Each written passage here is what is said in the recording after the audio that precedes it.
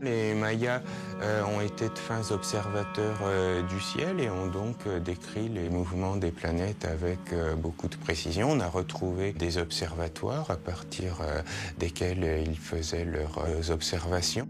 Alors notamment de la planète Vénus, qui avait une importance particulière à leurs yeux.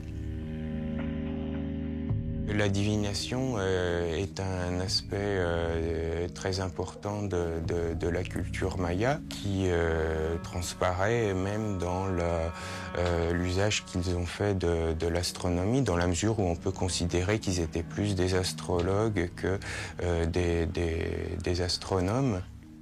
L'astronomie était au service de la divination. Ce qui les intéressait de comprendre dans le mouvement apparent des planètes était leurs répercussions supposées sur la vie des hommes.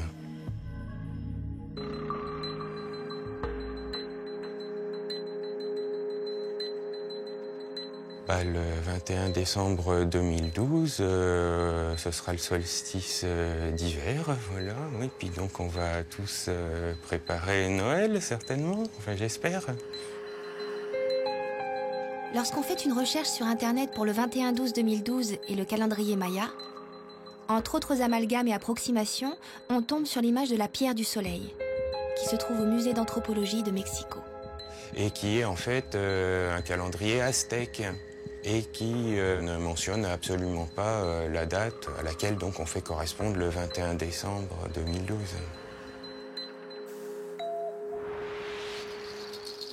Les Mayas, les Aztèques et les Toltèques sont des peuples différents qui ont eu leur période d'apogée à des périodes différentes. Voilà, mais il n'y a pas de succession, par exemple, entre les Mayas et les Aztèques, c'est-à-dire que les Mayas existent encore aujourd'hui, la langue maya est encore parlée, et chez les Aztèques, de même, leur langue, le nahuatl, est toujours actuellement parlée au Mexique par plus d'1 million de personnes. Le maya est en fait un terme qui désigne une famille de langues, une trentaine. À l'origine, c'est une langue du Yucatan qu'on appelle le yucatèque, qui était parlée par ceux qui se sont autodénommés les Mayas. Les autres populations se disent Mayas actuellement parce que des anthropologues, des linguistes sont venus leur dire « Vous êtes des Mayas puisque vous parlez une langue de la même famille ».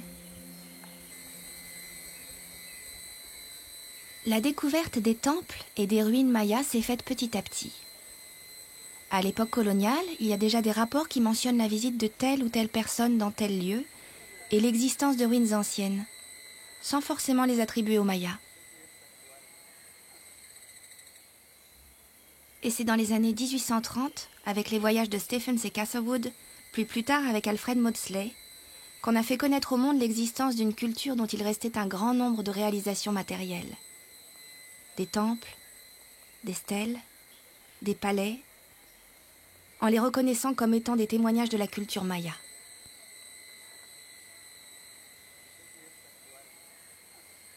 À l'époque de Stephens et Catherwood, l'écriture maya est essentiellement visible sur les monuments, sur les stèles, ou gravée sur des linteaux de porte, des colonnes, des autels. Quoiqu'on ait déjà observé des dates sur des céramiques. Les stèles ne donnent pas toujours des dates, mais dans la grande majorité des cas, on a au moins une date, puisque ces monuments étaient destinés à raconter l'histoire des élites dirigeantes de la société maya classique. En racontant la vie des souverains, leur naissance, leur mariage, leur accession au pouvoir, leur guerre, leur mort, leur succession. Alors l'écriture maya, comme par exemple dans l'Égypte antique, est loin d'avoir été une écriture utilisée par la plupart des gens. Et il y avait une élite de lettrés, de scribes, dont le métier était d'écrire. Les codex sont des manuscrits sur papier d'écorce qui ont été réalisés chez les Mayas et au Mexique d'une façon générale, avant l'arrivée des Espagnols. Ces écrits, c'est quand même souvent assez ésotérique, ça peut même être éventuellement assez hermétique. L'écriture logosyllabique traditionnelle des Mayas est abandonnée très rapidement, du fait de la volonté des Espagnols de détruire la culture maya. Après avoir conquis l'empire aztèque, les Espagnols soumettent ce qui reste des cités mayas en essayant de convertir au catholicisme les autochtones, qui pratiquent des sacrifices humains. et les codex furent brûlés par centaines. Il n'en existe aujourd'hui plus que 3 authentifiés, qui sont conservés à Dresde, Madrid et Paris. Ces 3 exemples sont, pour l'essentiel de leur contenu, des recueils d'almanachs divinatoires. C'était des sortes de manuels pour devins. Les Mayas, avant l'arrivée des Espagnols, comptaient en base 20. Dans ce système vigésimal, un petit cercle ou un point équivaut à 1 unité et une barre à 5 unités. Pourquoi 20 ? C'est très lié chez les Mayas à ce qui est humain et humanoïde. Les singes et les humains ont 20 doigts, 10 doigts aux mains et 10 aux pieds. D'ailleurs, un des 2 mots pour dire 20, Winnik, veut dire homme. L'autre se dit khal, qui renvoie à l'idée de boucler un paquet de numération.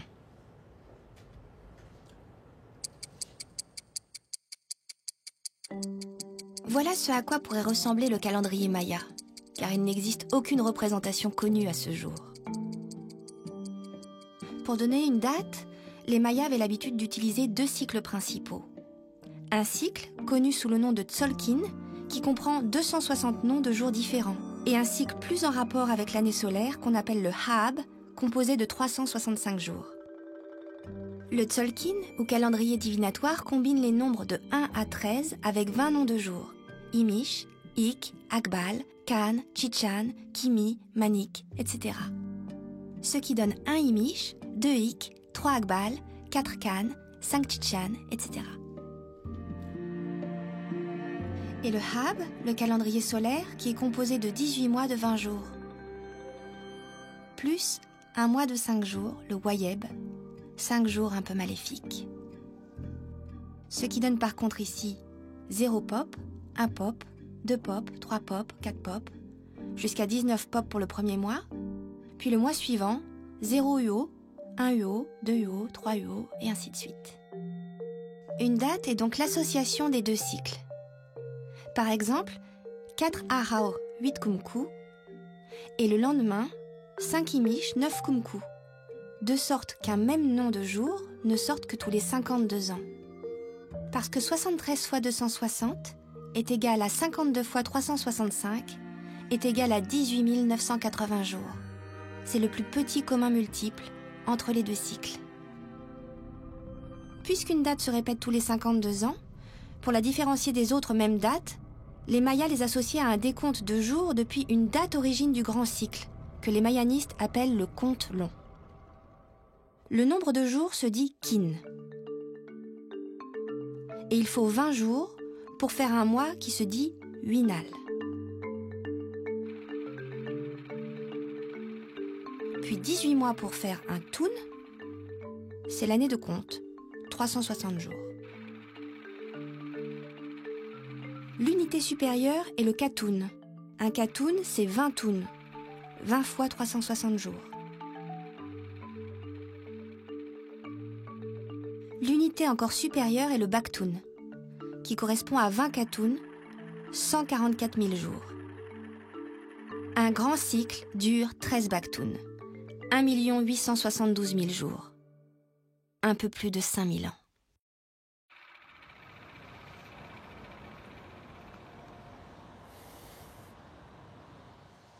Alors le Katrahaouit Kumku correspond au jour 0 de la chronologie maya qui, dans la corrélation de Goodman-Martinez-Thompson, correspond au 11 août 3113 avant Jésus-Christ, si on considère qu'il existe une année 0 ou 11 août 3114 avant Jésus-Christ, donc si on compte que la première année avant l'an 1 est l'an 1 avant Jésus-Christ. Alors la corrélation de Goodman-Martinez-Thompson et la corrélation entre calendrier maya et chrétien la plus généralement admise aujourd'hui parmi les mayanistes, mais ce n'est pas la seule. Pour faire correspondre une date dans le calendrier maya et notre calendrier grégorien, c'est-à-dire obtenir des corrélations, c'est assez compliqué. Les chercheurs se sont basés sur les quelques documents dont ils disposaient. Les 3 codex, écrits en glyphes, et des documents postérieurs écrits entre les 16e et 19e siècles en caractères latins. les Chilambalam, qui fonctionnent souvent comme des rébus. Le 30 juin, en cette année 1541, était comme l'équivalent du 9 décembre dans le calendrier maya, c'est-à-dire 7 Kumku. Donc dans cette page du Chilambalam de Tissine, on a des passages donc, qui nous font correspondre des années du calendrier chrétien avec des années nommées dans le calendrier maya. Le jour origine du grand cycle dans le calendrier maya est le 4 Ahau, 8 Kumku. Et le jour de fin de cycle, une fois les 13 Baktun accomplis, est le 4 Ahau, 3 Kankin. C'est cette date que des chercheurs font correspondre au 21-12-2012 et qui suscite tant de fantasmes. Mais d'autres chercheurs la décalent par exemple de 208 ans plus tard. Cette date n'a été retrouvée à ce jour qu'à 2 endroits seulement, à la Corona et sur le monument 6 à Tortuguero, retrouvé en plusieurs morceaux dans la partie finale. Tzutzrom se terminera Uyoshlachun Pig le 13e Baktun, Chanahau le 4 Ahau, Osh Oneu 3 Kankin, Utom, cela se produira, cela surviendra. Glyphe détérioré mais qui renvoie peut-être à l'obscurité dans laquelle le monde est plongé à cette occasion. Yem Bolognocte, la descente de Bolognocte, Ti, glyphe détérioré à un endroit donc qu'il est impossible de déterminer du fait de la détérioration de la fin du texte. Les Mayas n'ont donc jamais prophétisé la fin du monde le 21 décembre 2012. Ils ne parlaient que de la fin d'un grand cycle de 13 Baktun, plus de 5000 ans, qui redémarrerait sur un nouveau grand cycle. L'allusion donc à la fin du grand cycle, en outre, n'est pas présentée comme étant, contrairement à ce qu'on en dit beaucoup, un cataclysme, une destruction du monde, mais mentionne donc le retour de cette divinité qui est une divinité qui remet le temps en marche. Donc on a plutôt en fait là un message de reconstruction plutôt que de destruction dans ce qui en est dit.